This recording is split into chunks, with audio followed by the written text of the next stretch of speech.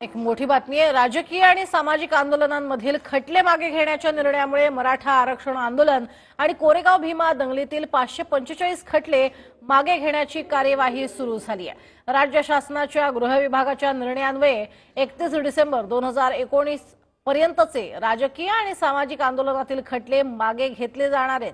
या निर्णयाचा सर्वात मोठा लाभ हा मराठा आरक्षणाच्या आंदोलकांना होणार आहे। या आंदोलनातील 328 पैकी 320 खटले मागे घेण्याचा निर्णय सरकारने घेतलाय। उर्वरित 8 प्रकरणांपैकी 5 प्रकरणे ही प्रलंबित आहेत, तर 3 प्रकरणे अवर्ग समरीकरता न्यायालयाकडे आहेत।